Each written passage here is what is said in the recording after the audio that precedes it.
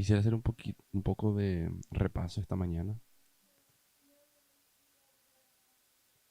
para que estemos familiarizados con qué fue, con lo que, dónde nos quedamos antes del campestre.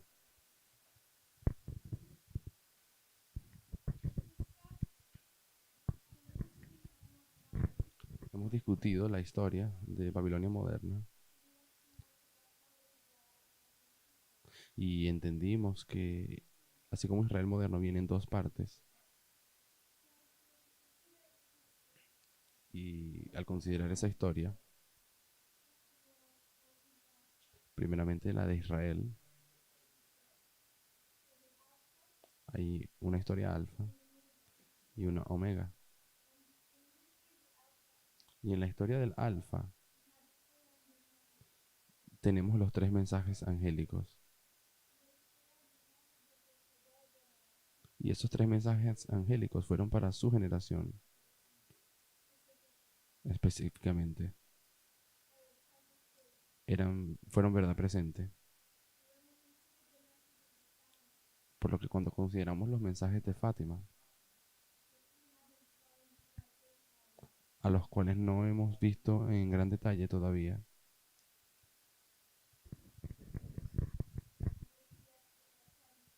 yo sugeriría que fueron verdad presente. Pero, pero 100 años después, ellos ya no son más verdad presente,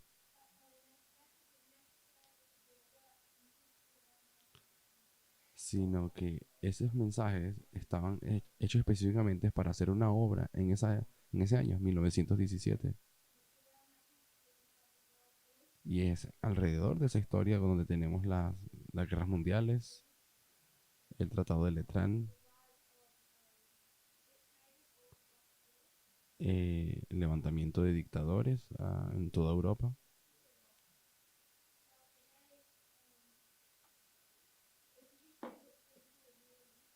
Entonces, es una historia que está llena de significado.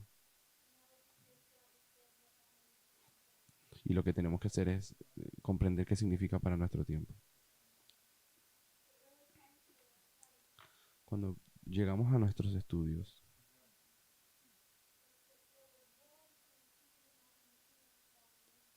vimos que hubo guerra entre el rey del sur y el rey del norte en esa historia.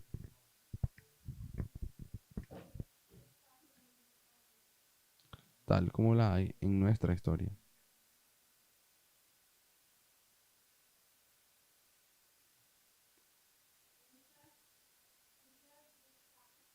Y primeramente observamos este patrón de dos historias en la vida de Pirro, donde él está en Macedonia y luego en Italia.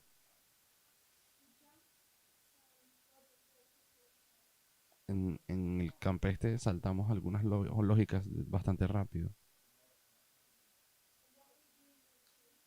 Y lo que nosotros hacemos cuando enseñamos,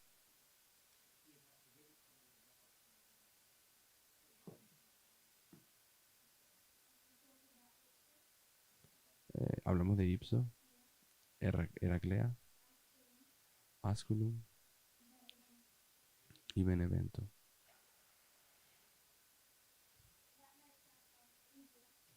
Y eso hace que nuestra tarea sea más fácil.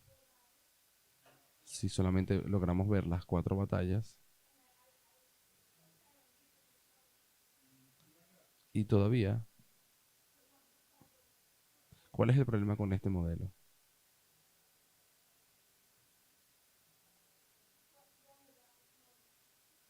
¿Qué está mal con ese modelo?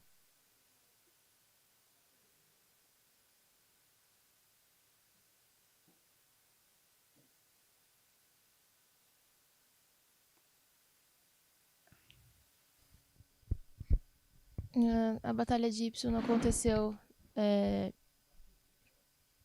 a Batalha de Ipso não aconteceu na Macedônia. La batalla de Ipsus Itália. no aconteció en Macedonia. É Itália, desculpa. Entonces no aconteció en Italia. Esto aquí es la historia de Macedonia. Y todo esto aquí es Italia.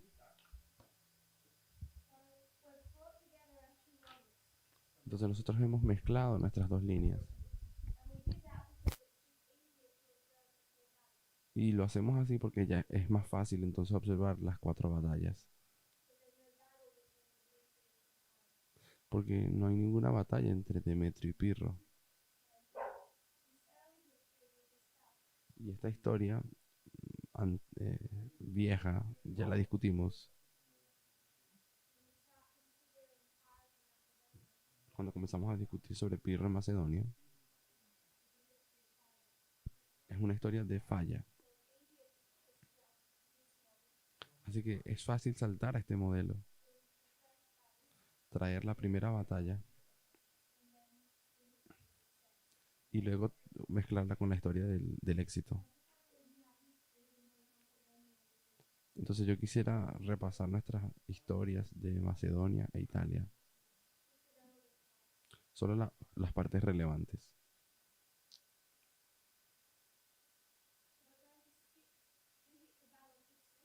Así que vamos a saltarnos la batalla de Ipso,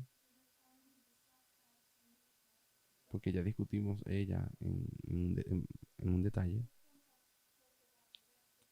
en detalle, pero sí quiero hablar sobre el resto de su experiencia. Así que primeramente marcamos Ipso y qué era especial con respecto a Ipso.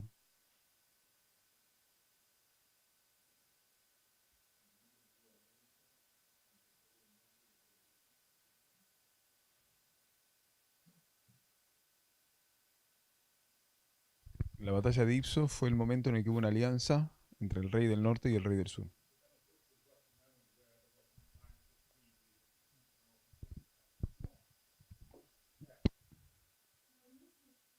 En esta historia,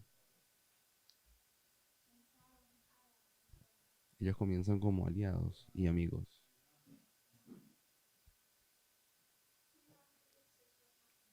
Y justo después de Ipsos, ¿qué ocurre?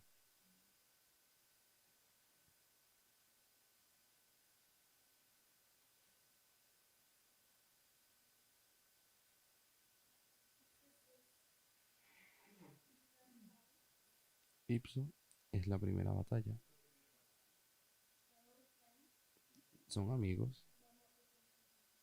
Y luego, ¿qué empieza a pasar? ¿Qué empieza a acontecer?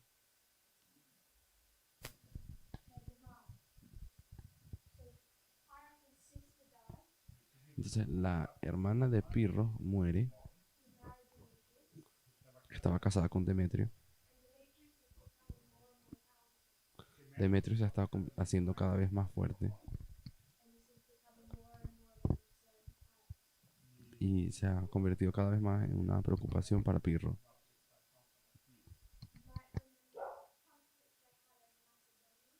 Entonces tal vez recuerdan los conflictos que hubo en Macedonia después de la muerte de Casandro,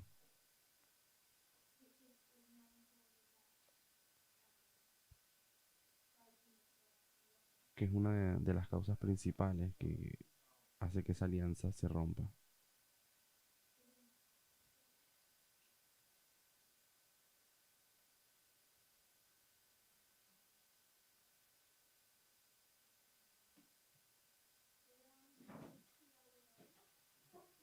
Por vuelta de 279,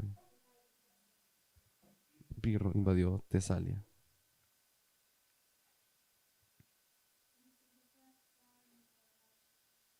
Y esta fue la primera vez que empieza a romperse esa relación.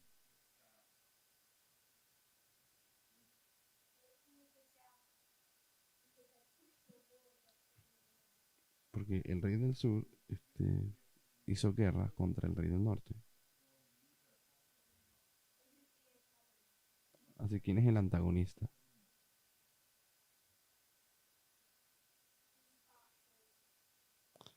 ¿Quién despierta todo esto?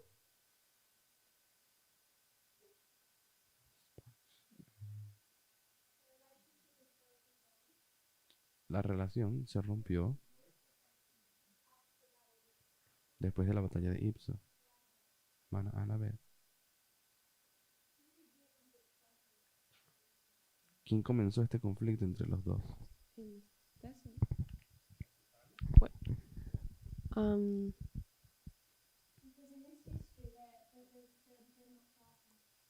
Porque durante la historia de aquí ellos no están peleando.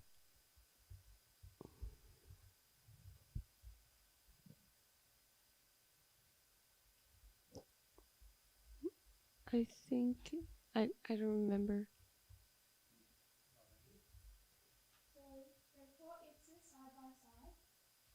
Entonces, ellos lucharon Ipso, estando juntos. Tenían desacuerdos con respecto a Macedonia, pero todavía tenían una...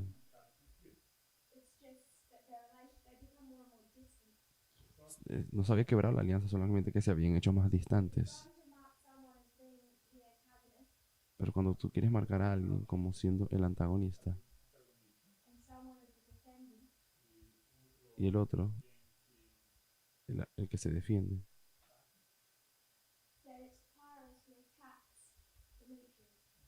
entonces es Pirro el que ataca a Demetrio porque invade su territorio. Entonces el rey del sur es el antagonista y el rey del norte es el que está defensivo.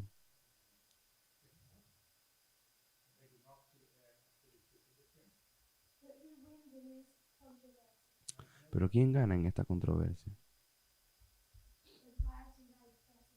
Cuando Pirro invade Tesalia.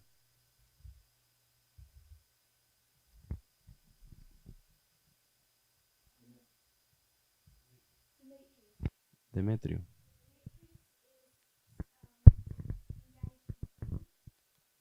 Demetrio se envuelve en Tebas y por temporalmente él deja aquel sitio. Él estaba haciendo un sitio a esa ciudad y se devuelve para confrontar a Pirro. Y antes de que él pueda llegar a Épiro, ya Pirro había huido. No, antes de que él se encuentre con Pirro en Tesalia, ya Pirro había huido. Entonces fue una victoria para el rey del norte, pero el conflicto había sido comenzado por el rey del sur.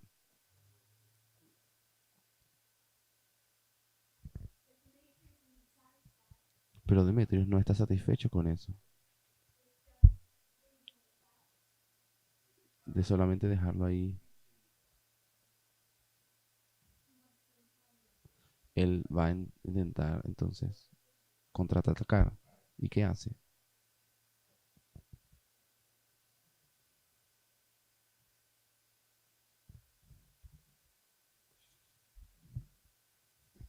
Invade Épiro. Invade Épiro. Invade Épiro.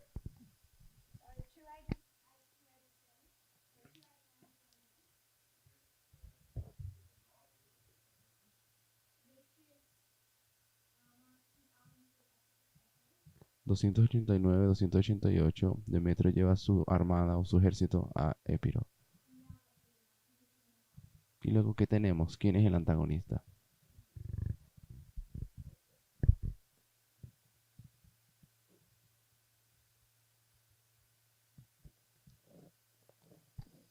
Um,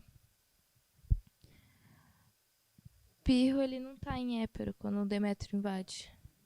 Pirro não está em Épiro quando o Demétrio invade.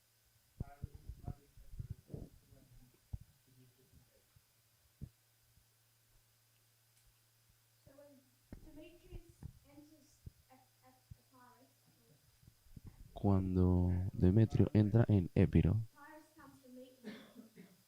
Pirro intenta encontrarse con él, pero terminaron tomando calles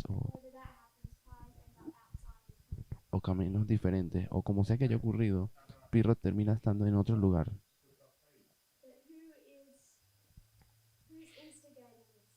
Pero ¿quién es el que está instigando esto? Pirro terminó en un lugar fuera de su país.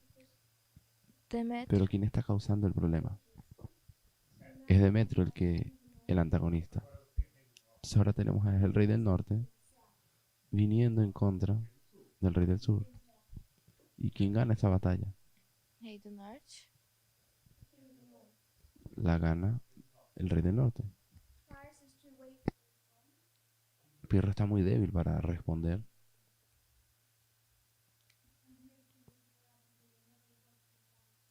Y Demetrio hizo lo que quiso dentro del territorio de Pirro.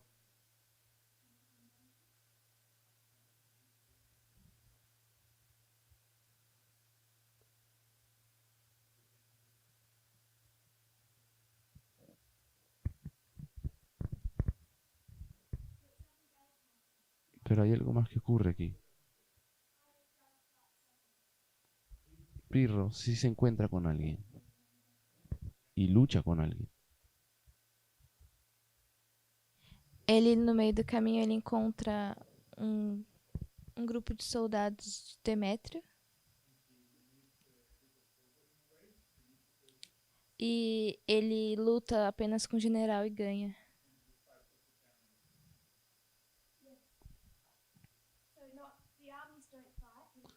Entonces no son los ejércitos que luchan. ¿Quiénes pelean?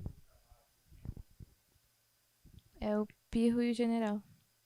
Pirro y el general. Y Pirro gana. Así que podemos ver en esta historia de que el rey del sur vence a un general.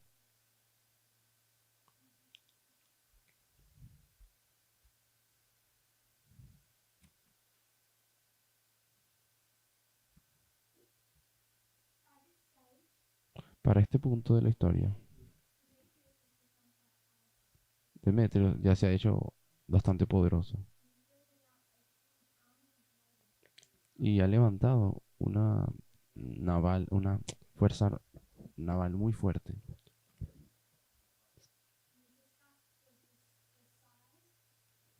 Y habíamos discutido el tamaño, el tamaño de lo que él había estado construyendo, bastante impresionante.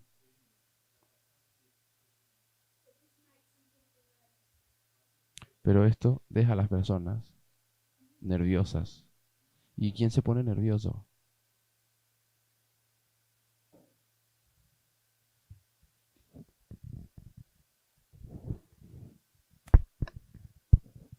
Los tres generales de Alejandro. Sí. Entonces, Casandro había muerto. Así que aquí habían cuatro en alianza. Casandro muere. Y los tres que quedan, siguen vivos. Y ellos recuerdan el poder que tenía el papá de Demetrio.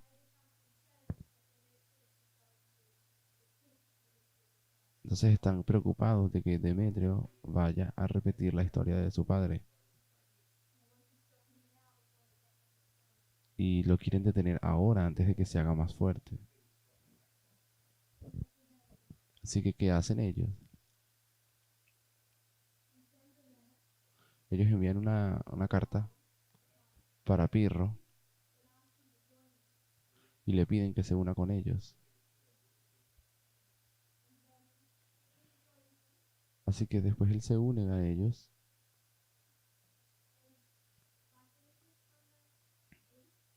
y Lisímaco del oriente, Pirro del oeste o de occidente, invadieron a Macedonia, que era el territorio de Demetrio.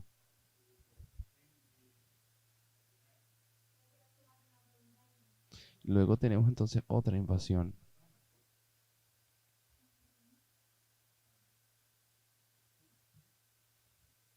La invasión de Macedonia.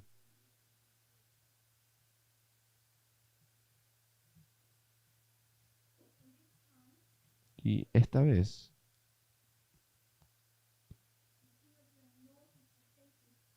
el rey del norte es derrotado por el rey del sur. Pero Pirro no vino solo. Él viene también con Lisímaco. Hu- Hubo una división entre Oriente y Occidente. Pero ¿será que hubo una batalla aquí? No, No. ¿Por qué no because hubo batalla? Demetrius' army, they flee from him Porque el ejército de Demetrio huye to de él the ranks of Lysimachus and Pyrrhus, y se unen to, una to parte their ranks, to their sides. a Pirro y a Lisímaco. Pyrrhus and Lysimachus.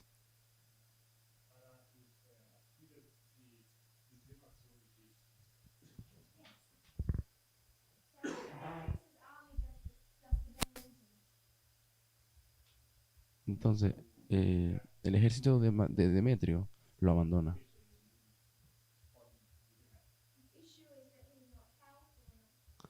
El asunto es que él no es lo suficientemente poderoso. No es que él tenía... Los problemas de ellos son internos. Porque como habíamos visto, el problema de él no era el poder, era poderoso. Y solamente fueron 2 generales los que fueron en contra de él. Why do we write that the king of the north comes again, the king of the south, and Lysimachus? Ok.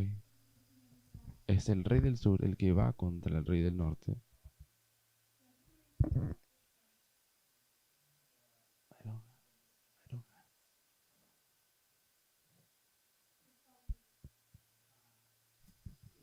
¿La culpa de That quién? what?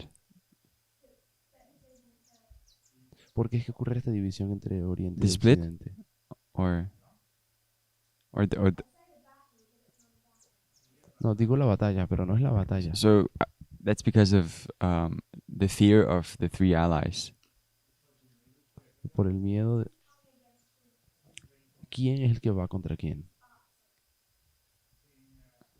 ¿Quién termina Pyrrhus in alliance iniciando with eso? Lysimachus.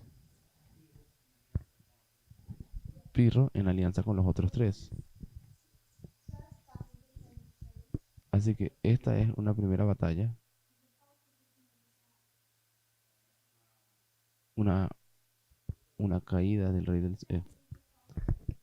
la primera la causa el rey del sur, la segunda la causa el rey del norte y la última la causa el rey del sur. Entonces ustedes pueden ver aquí que hay un cambio entre los antagonistas y el defensivo. Y luego quisiera solamente marcar una guerra fría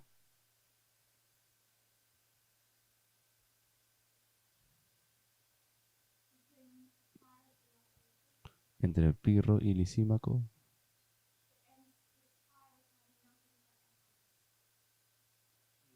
que acaba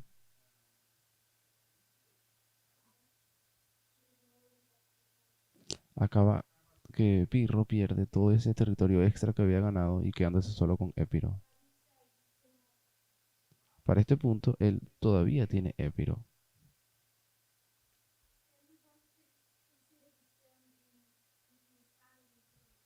Luego de allí nos fuimos a sus batallas en Italia. ¿Dónde queda Ipso en la historia de Italia?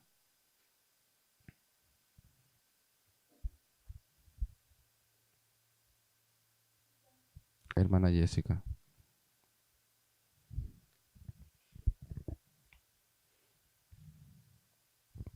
É, tá em paralelo com Tarento. Tá em paralelo com Tarento.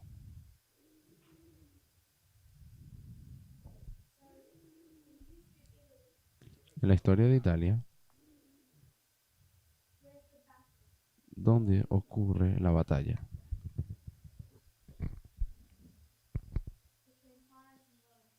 Entre Pirro y Roma.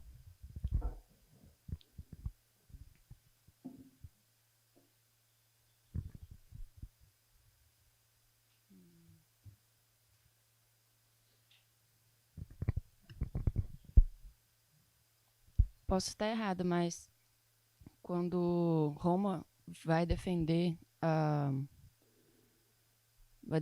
vai defender um outro país que que Pirro está invadindo.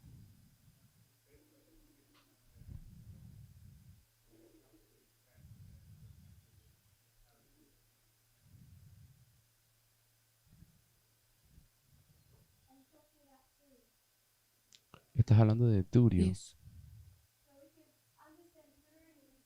Sí, podemos entender a Turio en esta historia.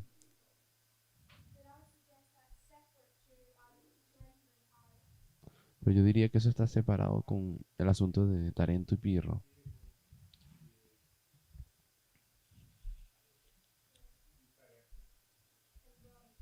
Y Roma. Marcaríamos ese inicio por aquí en la historia. Cerca del 285. Hum. Pero cuando hablamos de Ipso en esa historia, nosotros lo alineamos con algo más.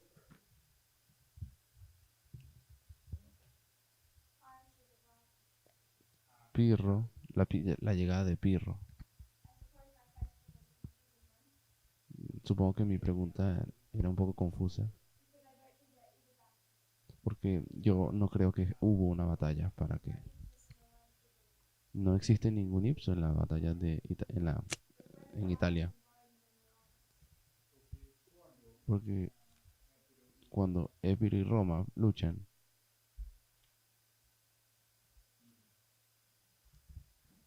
cuando Pirro... ¿Será que Pirro y Roma estuvieron alguna vez en alianza? Ok. No, nunca. Nunca entraron en alianza. Por lo cual no hay batalla de Ipso en esta historia. Porque no existe la historia. No existe una alianza. Hermano Ethan.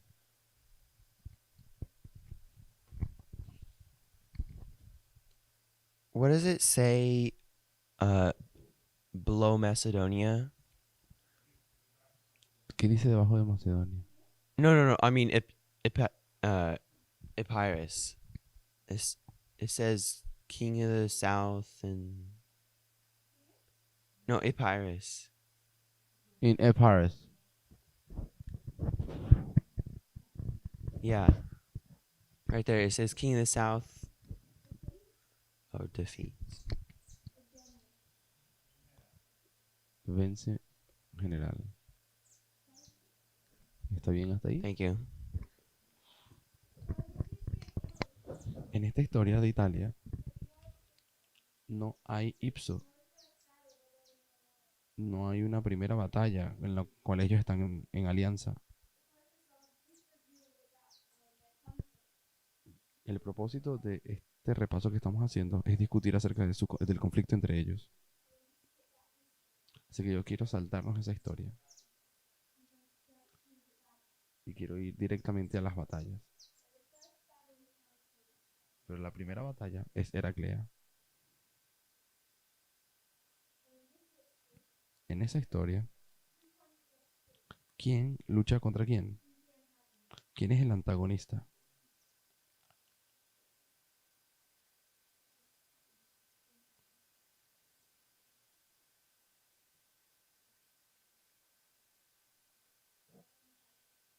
Hermano Matías. Es Roma. Roma. Así que en esta historia es el rey del norte el que va en contra del rey del sur. ¿Y quién gana? El rey del sur. Así que pueden ver cómo eso cambia aquí. Porque hay dos diferencias. La primera diferencia es quién instiga, quién es el que comienza.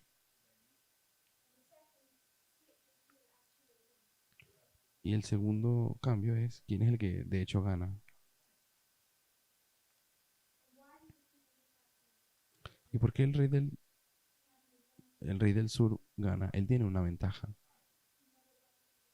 ¿Y qué ventaja era esa? Los elefantes. Dice que él tiene elefantes en Ipso y elefantes en Heraclea. Y luego Ásculo.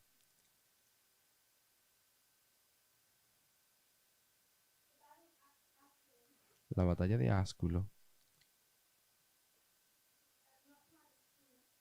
no es tan clara porque en esta historia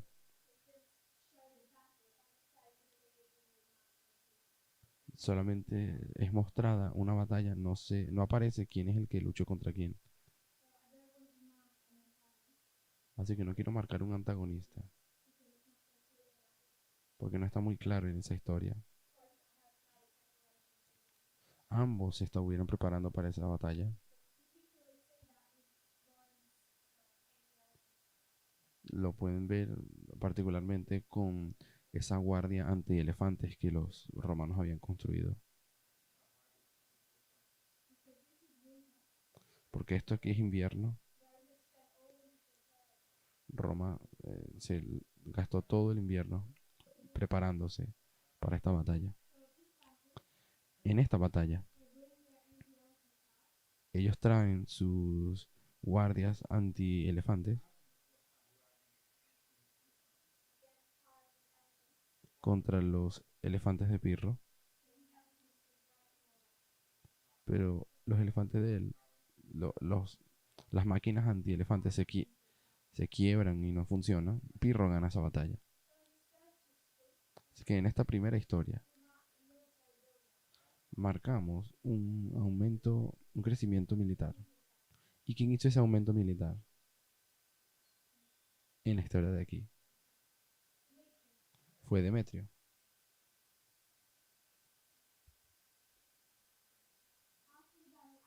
Luego de la batalla de Asculum, hermana Yumi, ¿qué es lo que Pirro hace?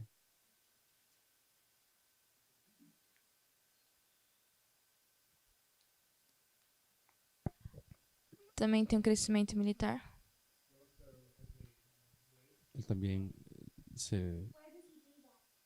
¿Dónde él intenta incrementar su ejército? ¿Será que él hace eso en Italia?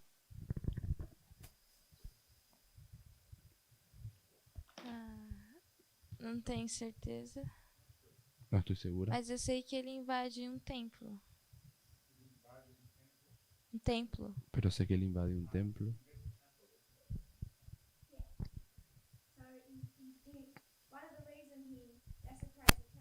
Una de las razones por las cuales él profana el templo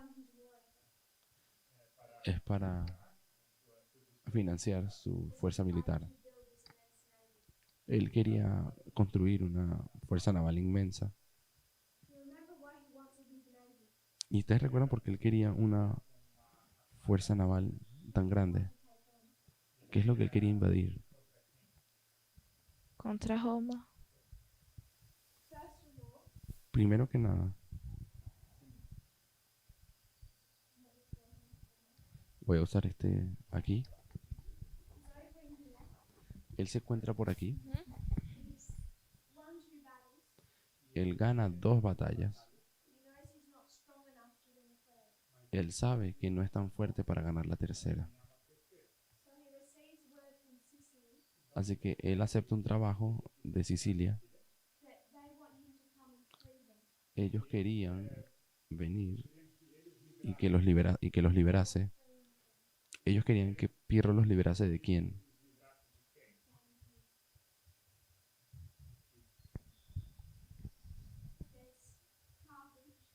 Tenemos a Cartago, que había conquistado Sicilia y la gobernaban como si fuese una dictadura. Así que Pirro viene y libera a Sicilia de los cartagineses. Y una vez que él libera la isla, él empieza a enlistar a todas esas personas para que construyan su fuerza naval, que le construyan sus barcos.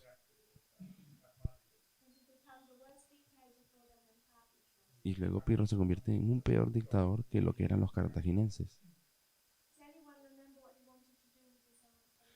¿Alguien recuerda qué es lo que Pirro quería hacer con esa fuerza naval?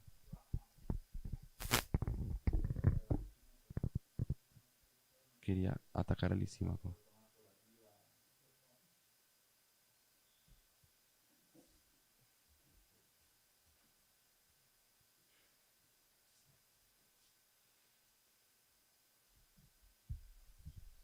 Atacar con barcos a Lisímaco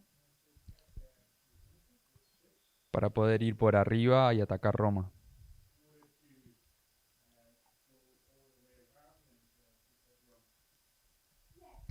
Sí. Él realmente quería tomar a Cartago primero. Pero no importa en el orden que sea, él quería navegar, quería vencer a todos los generales, luego tomar Macedonia y luego tomar Roma e Italia. Así que él tenía este plan tan bueno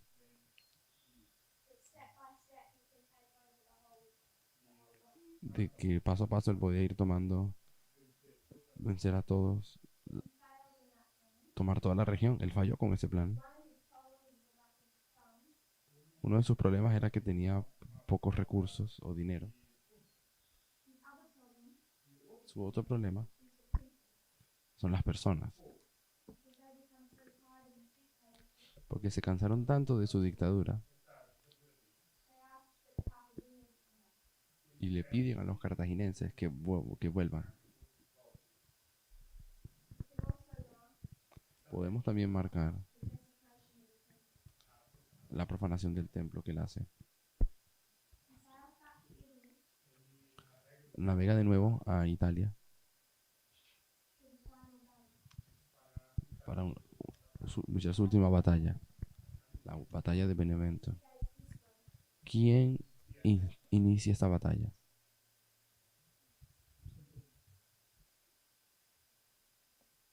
¿Esos puntitos significa crecimiento militar de Pirro?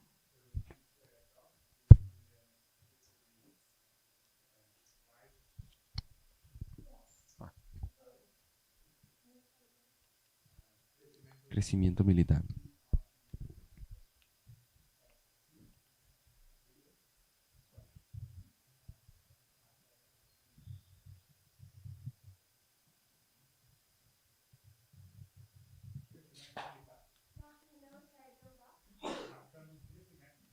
Crecimiento militar. Y en esta historia también una profanación de un templo. La batalla de Benevento. ¿Quién instiga esa batalla? ¿De quién es la culpa? ¿De Pirro? Porque es que Pirro tiene que volver a Italia.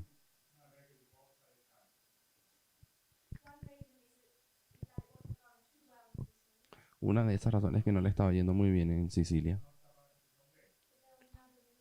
Pero también hubo otra razón.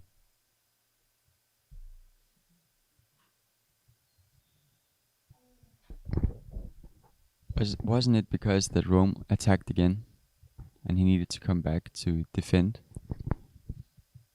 I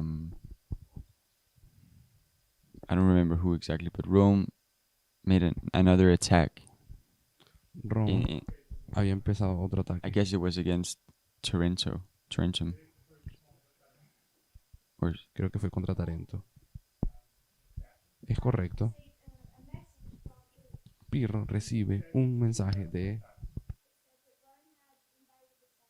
un mensaje que le habían dicho que Roma había invadido el sur y estaban atacando a sus aliados y estaba marchando para ir hasta Tarento. Entonces fue Roma el que rompió ese tratado que tenían y comenzó a amenazar a Tarento. Así que el rey del norte viene en contra del rey del sur. ¿Y quién gana esa batalla? El rey del norte.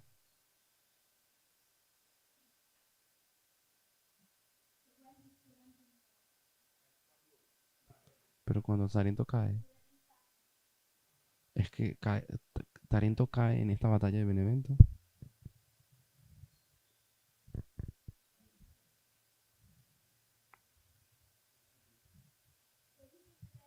Este es la herida mortal. ¿Cuándo muere?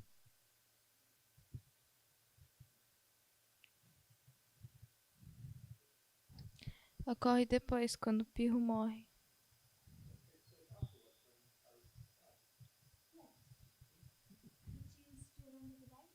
Fue poco después de la muerte de Pirro. Não lembro. Benevento es el año 275. ¿Y qué marcamos aquí? 273.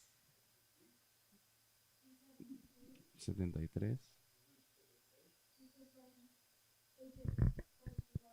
Esto es cuando Egipto va a Roma. Luego Roma va a Egipto.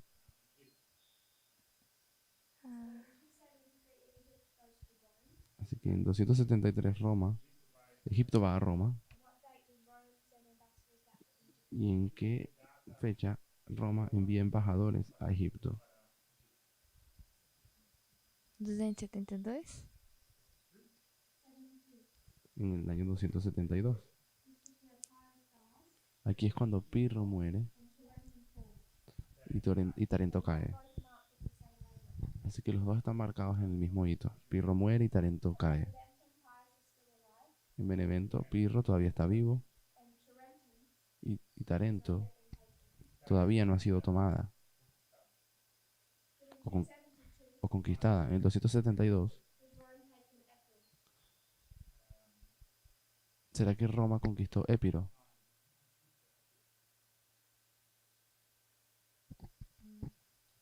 Não. No. Por lo cual su país todavía sigue, continúa. Así que discutimos el alfa y el omega de Pirro. No hay ipso aquí, en esa historia. Y de allí nos movimos a la Segunda Guerra Mundial. Porque esta es la historia alfa y esta es la historia omega. Si repetimos esto, tendríamos el alfa de Babilonia moderna. Particularmente esa guerra entre el rey del norte y el rey del sur. ¿Será que hay un ipso? ¿Qué alineamos nosotros con ipso? La invasión de Polonia.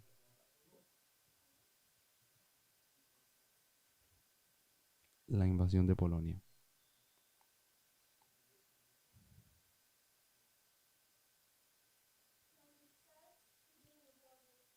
Así que al comenzar con la Segunda Guerra Mundial, tenemos al rey del norte y el rey del sur en alianza. Pero como yo dije hace un momento, al considerar a qué se parece esa línea o cómo es, ¿alguien recuerda el nombre del pacto? Quiero decir que hay 3 pactos.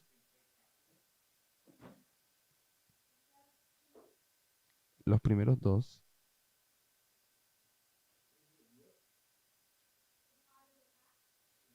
ellos eran parte del pacto.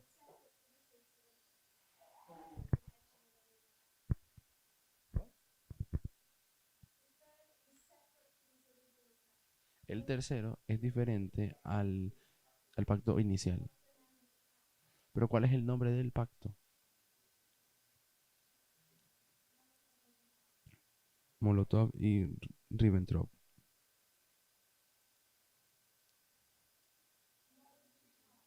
¿Y cuáles eran las dos partes del pacto?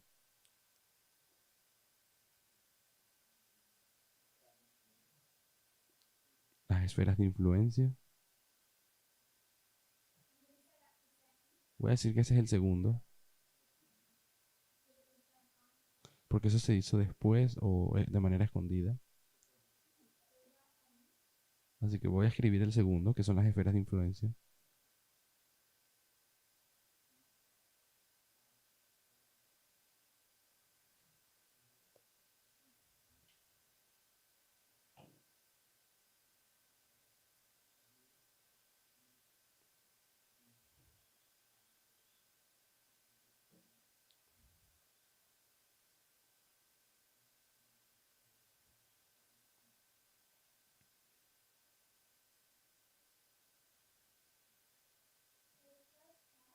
Y el primera parte del pacto,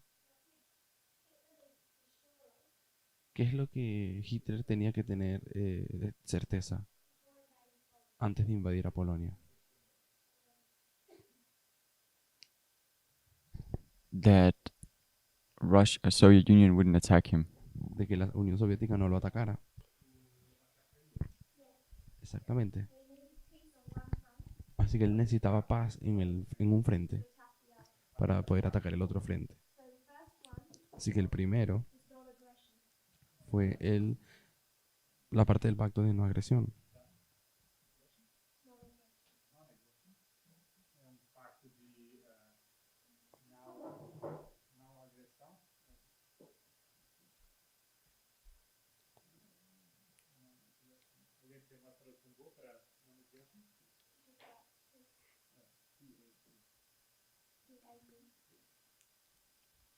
Que sería paz.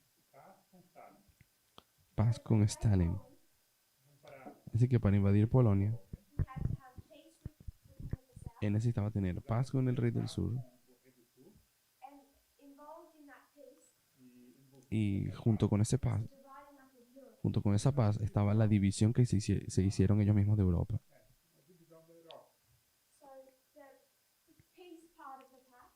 La parte del Tratado de Paz era conocida por todos.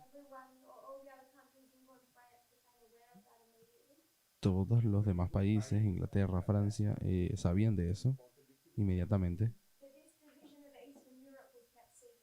Pero se mantiene en secreto la división que ellos hicieron de Europa. Eh, no un secreto muy bien guardado, porque los otros países sí se dieron cuenta de eso, solamente por el comportamiento extraño de todo. Pero también sabemos de que se suponía que fuese secreto.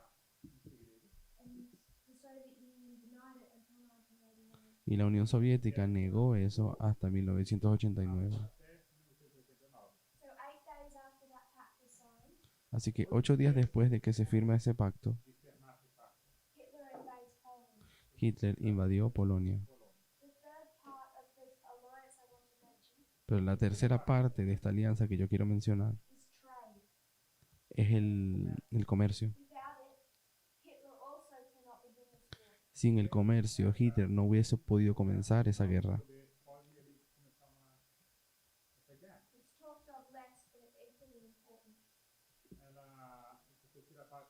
Esta tercera parte no es mencionada, pero es muy importante.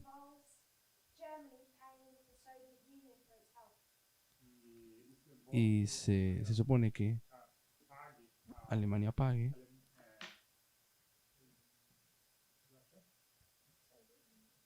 que ellos le paguen a la Unión Soviética por la ayuda.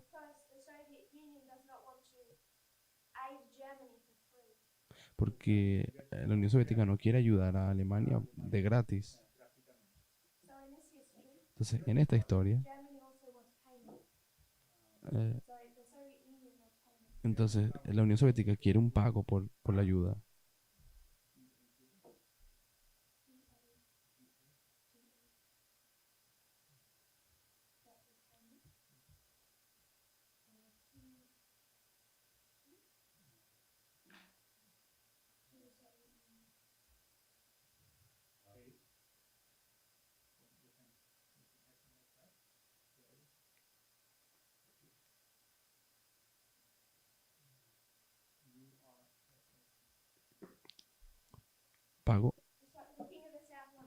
Entonces, el rey del sur quiere que le paguen por ayudar.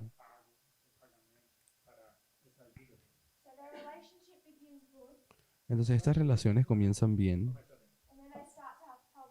y luego comienzan a tener problemas. ¿Y cuáles son sus problemas? They stop paying, Alemania dejó de pagar, or they come behind. They get behind with their payments. o sea, entonces Alemania no le está yendo bien con los pagos. Eso es una parte. Esto sería uno de los problemas. ¿Cuál es el otro problema?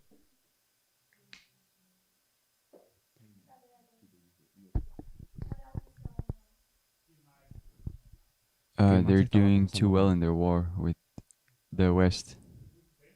Les estaba yendo muy bien. Stalin estaba preocupado porque a Alemania le estaba leyendo muy bien en la guerra, invadiendo mucho. Pero sigue habiendo otra cosa. I don't remember it, but why did you set a star at the spheres of influence?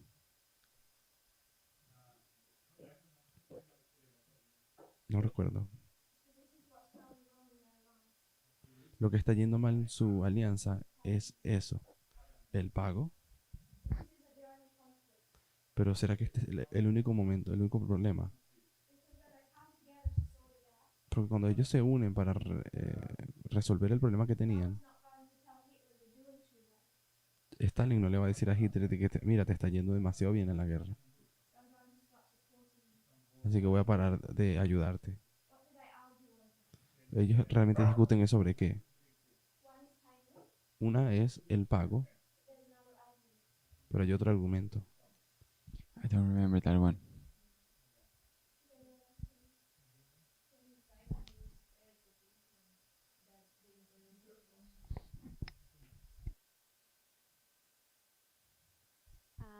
Hitler inciting the areas of the influence of or the interest of Russia, right?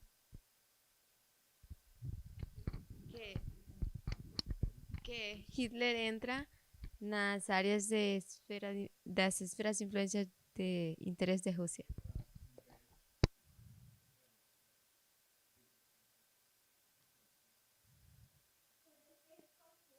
Ha habido un conflicto sobre la división de las esferas de influencia de cada uno. En esta historia, ¿qué es lo que qué es lo que provoca que la relación entre ellos se empiece a desintegrar?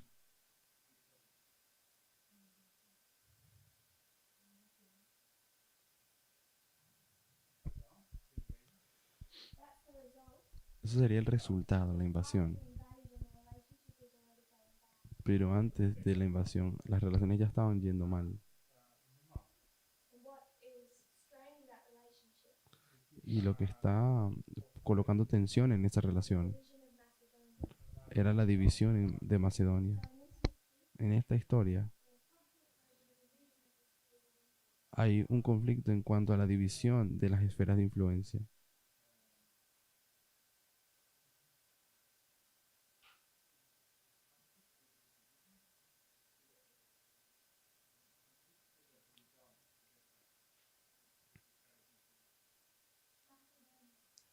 Macedonia. Y en esa historia yo quisiera decir que es el mismo problema. Están peleando sobre dos puntos. Uno es el pago por los servicios y el otro es la división de las esferas de estas influencias.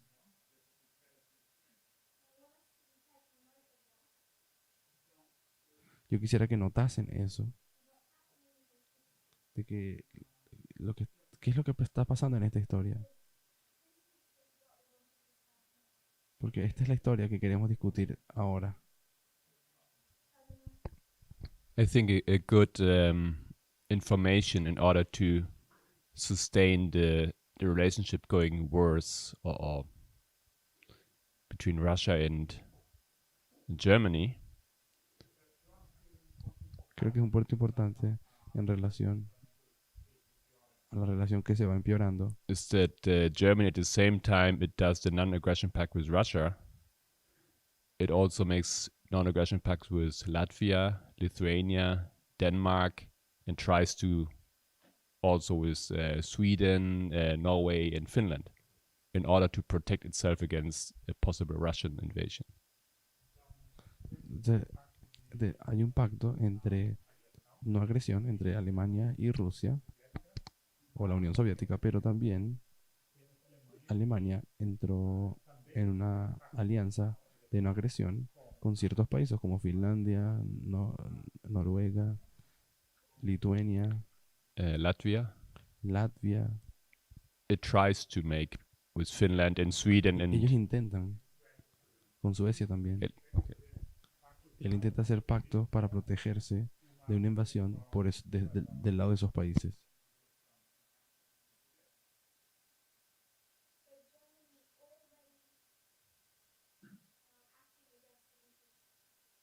Entonces, Alemania ya está actuando en contra de los intereses de la Unión Soviética. Cuando llegamos entonces a agosto de 1840,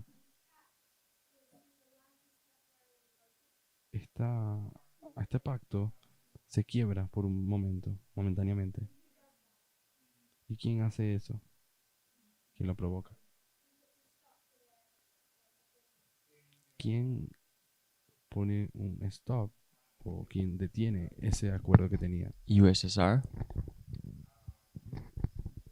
La Unión Soviética. La Unión Soviética le dice a Alemania: ustedes no han estado pagando, no voy a estarte financiar tu guerra, ¿ya? Y tampoco ustedes tampoco han estado respetando las esferas de influencia.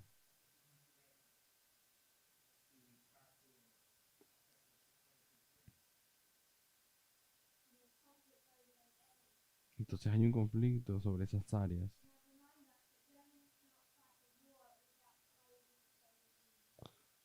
Y yo les conté de que Alemania no puede seguir en guerra sin mantener una alianza con la Unión Soviética. Mi hermano Emily. What specific spheres of influence were there conflicts over? ¿Qué esferas de influencia específicamente estaban en conflicto?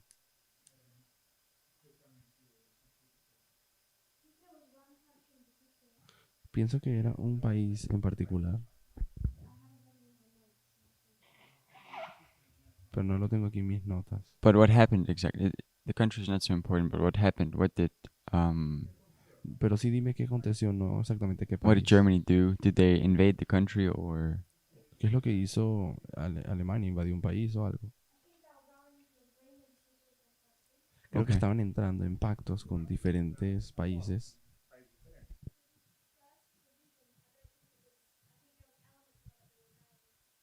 Porque en esta primera parte del pacto creo que había elementos de él que todavía eran vagos. O no habían sido dejados muy claros. Entonces Alemania comenzó a tomar áreas que ellos pensaban que tal vez los rusos no pienso que ellos estaban tomando esas áreas. Se hace hasta un poco más complicado porque lo que empiezan a hacer es interferir en las políticas de esos países. En la política de esos países. Ellos contra los intereses del partido soviético en esos países. I think the country was Romania, Creo que el país era Rumania. but at the same time, you see that Russia starts to attack Finland and the Baltic states, to invade the Baltic states. So. Pero también ustedes ven a la Unión Soviética invadiendo los países bálticos.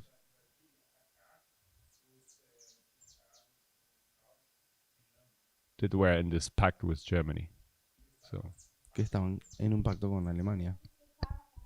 Entonces, solo para clarificar, ¿será que los países bálticos le pertenecían a Alemania? No, they were just in this non-aggression pact with Germany. No, solamente tenían un pacto de no agresión con Alemania, Finlandia, etcétera. Entonces, lo que yo recuerdo que era un poco confuso cuando lo estaba estudiando originalmente,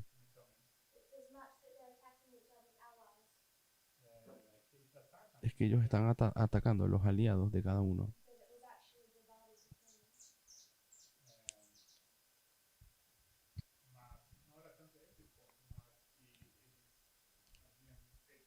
Ellos habían estado, o sea, But I think the bigger headache was the spheres of interest were the borders of Romania and Hungary.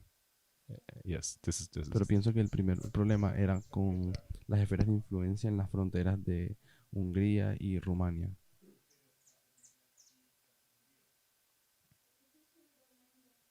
Entonces, particularmente Rumania y Hungría.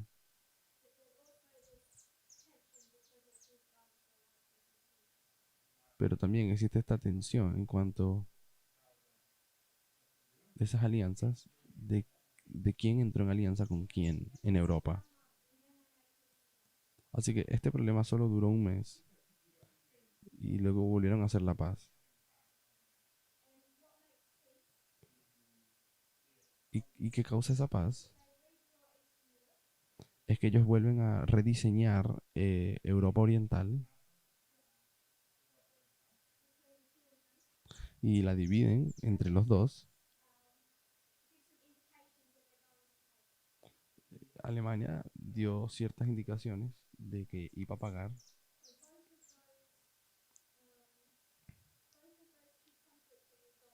Así que ambos de esos puntos del pacto se resuelven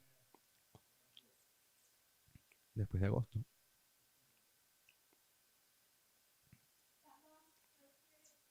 Y esto dura un periodo de tiempo hasta que Alemania decide que la única manera de ganar la guerra es atacar a la Unión Soviética.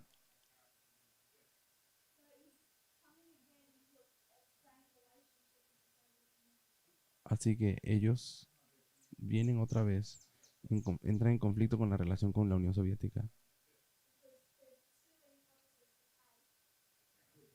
Porque existen todavía las promesas de que él pagaría. Pero una vez él tarda con sus pagos.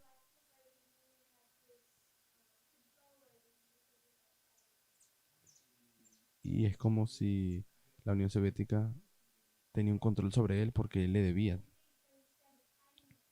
Así que Hitler piensa que en vez de pagarle a la Unión Soviética, él debería simplemente invadirlos y tomar el control de los recursos de la Unión Soviética. Así que en 1941, él invade la Unión Soviética. Y esto es conocido como la Operación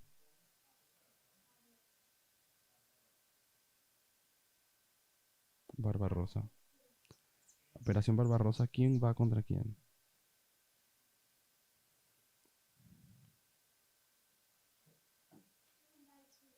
¿Quién invade a quién? El rey del norte, Alemania, va contra el rey del sur. Así que de 1939 a 1941 hay guerra solamente en un frente.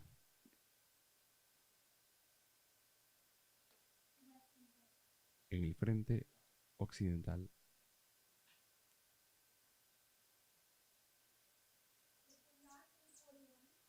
Pero de 1941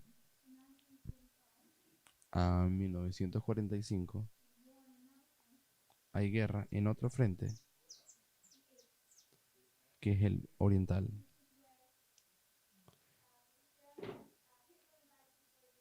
Y es aquí donde Hitler invade la Unión Soviética.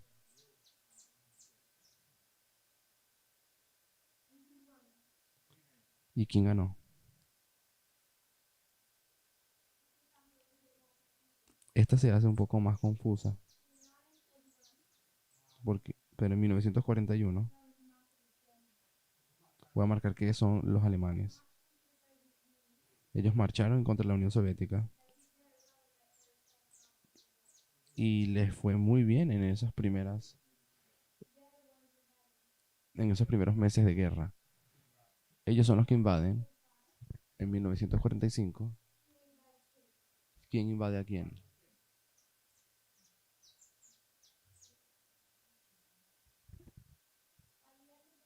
Al final de la guerra, la Unión Soviética va a entrar en una alianza con otro poder.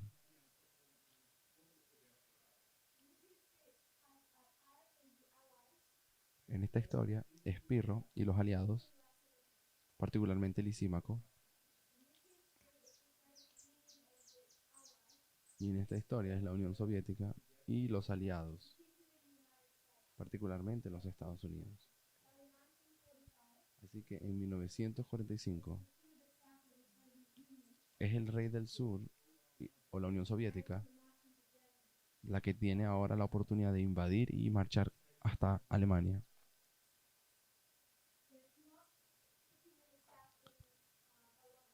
Pero no es el rey del sur solo. Ahora, el rey del sur lucha contra sus propios aliados. Los mismos contra los cuales él peleaba en la invasión de Polonia. Pero en esta historia, con el rey del sur, son los mismos que estaban peleando ellos estaban peleando en la batalla de Ipso. Así que en 1945 o 1941 es el rey del norte invadiendo el rey del sur. Y a Alemania le va muy bien. Pero la guerra empieza a cambiar y en 1945 es el rey del sur el que invade el rey del norte. Y el rey del sur gana unido con sus nuevos aliados, particularmente los Estados Unidos. Y luego marcamos que entre Pirro y Lisímaco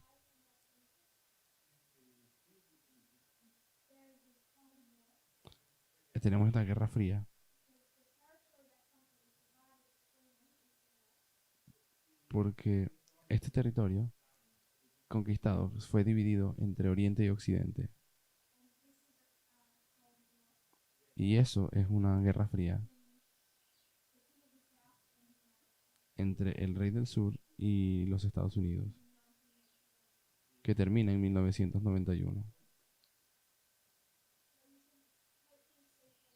Así que espero que puedan ver hasta aquí que la historia alfa se alinea con la otra alfa. Si estamos bien con eso.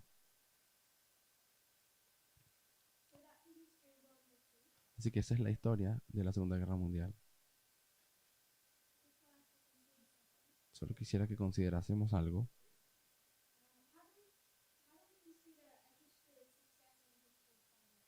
¿Cómo nosotros consideramos una historia de éxito y una historia de falla? Porque yo voy a sugerir de que esta es una historia de falla y esta es una historia de éxito. Si podemos observar la repetición, solamente mencionando estas batallas de aquí, las últimas tres, el rey del sur viene en contra del rey del norte y el rey del norte gana.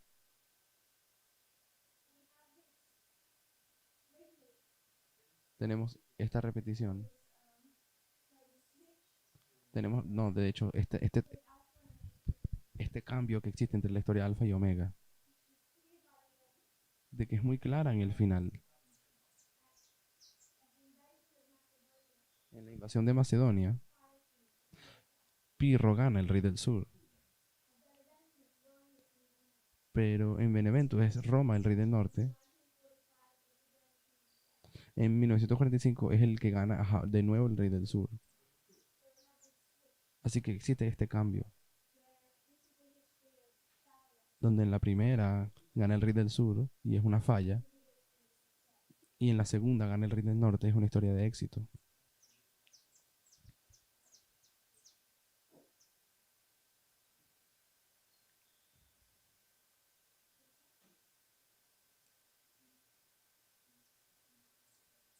Éxito.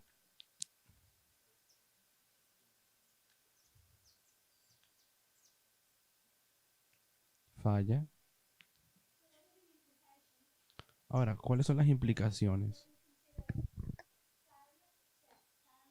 cuando consideramos falla, éxito, falla y éxito?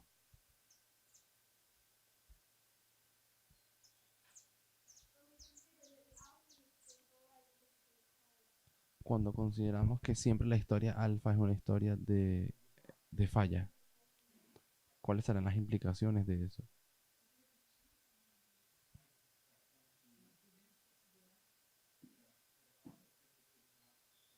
¿Qué significa que la historia alfa siempre sea una historia de falla? ¿Qué implicaciones tiene?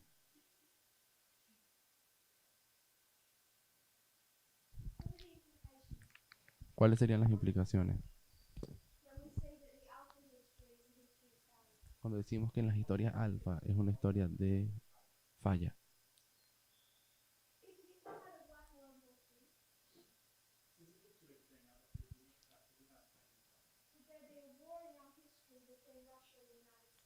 Si el rey del norte hubiese ganado la guerra, la Segunda Guerra Mundial, tendríamos entonces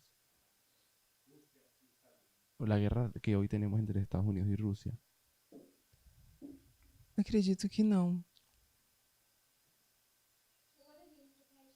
Entonces, ¿cuáles son las implicaciones? Não sei se o meu raciocínio está correto,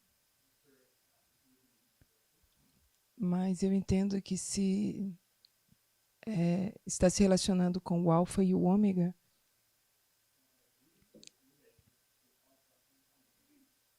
acredito que se começa com uma falha, deve terminar com uma falha.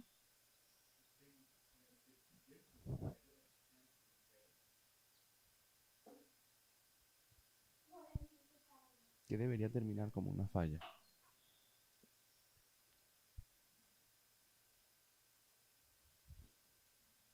A linha.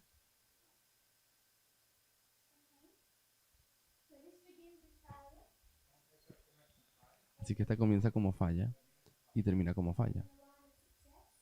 Y en la línea de éxito. Começa com sucesso e termina com sucesso. Comienza con éxito y termina con éxito.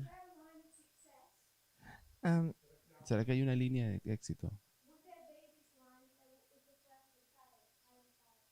¿Será que existiría la segunda línea de éxito si la primera hubiese sido exitosa? não. Porque las implicaciones de cuando empezamos a ver estas historias de esta forma es que usualmente cuando combinamos 4 líneas no consideramos estas guerras. Nosotros pondríamos 4 líneas como así. ¿Y qué es lo que usualmente representan?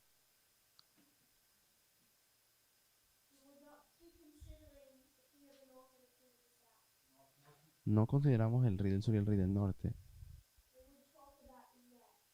Estaríamos hablando acerca de Israel. ¿Y cuál es el alfa de Israel?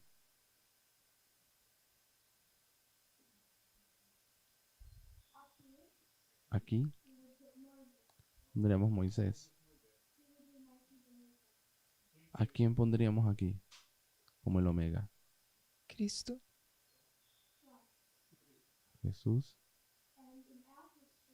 ¿Y en nuestra historia? ¿Quién pondríamos como el alfa? ¿Qué historia es? Eu sei, mas não tô me lembrando.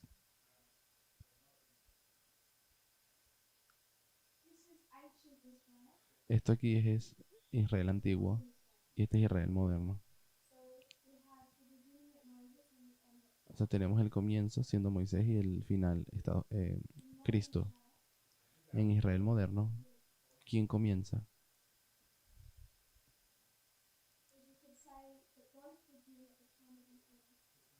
Ambos comienzan en el tiempo del fin. Hay un tiempo del fin aquí y un tiempo del fin aquí.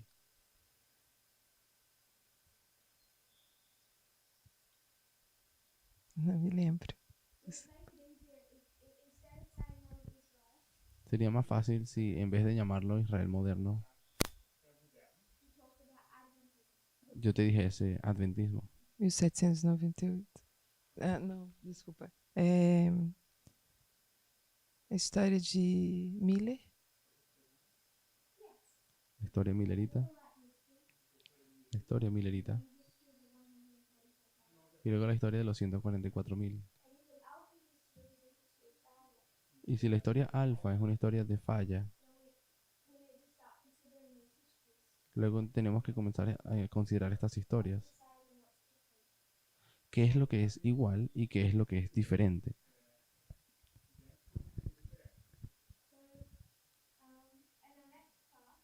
En nuestra próxima clase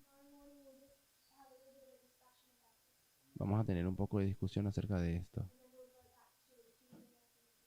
Y luego vamos a volver al rey del norte y rey del sur. Si alguien tiene alguna idea, pensamientos o preguntas. ¿Podríamos decir que la historia de Moisés es una historia de falla? Podríamos decir.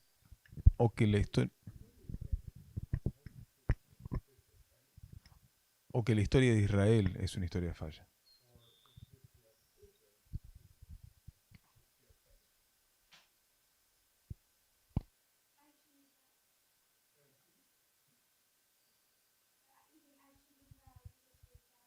Que si Israel antiguo es una historia de falla. Es mi pregunta. ¿Será que el Israel moderno es una historia de falla? ¿O Moisés es una historia de falla? Porque Millerita es una historia de falla. Porque los mileritas es una historia de una falla. De falla. Pero de Moisés, no sé. Pero no sé si Moisés. O sea, discutimos esto vamos a discutir eso en esta próxima clase. Porque vamos a tener que ver esas historias. Pero si nosotros decimos que Israel falló, entonces Israel moderno está siendo ilustrado por qué. ¿Qué símbolos hemos usado para ilustrar Israel moderno? Pasamos 2 semanas en un solo símbolo.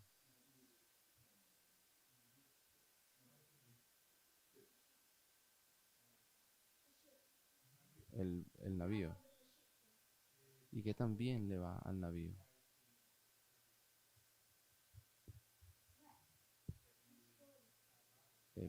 Él termina en un naufragio en aquella mañana de noviembre. Así que nuestras estructuras tampoco van a sobrevivir. Pero vamos a hablar de esto mañana o más tarde. Las diferencias entre las líneas de reforma. Si se arrollan conmigo para orar.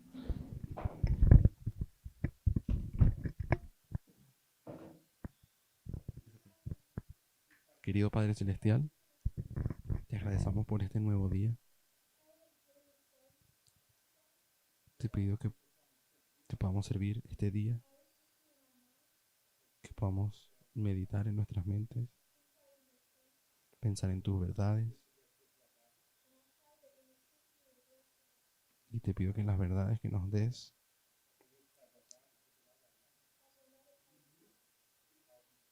al meditar en ella, podamos entender mejor tu carácter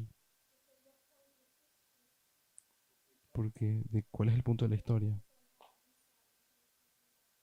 si no tenemos una experiencia personal de quién tú eres.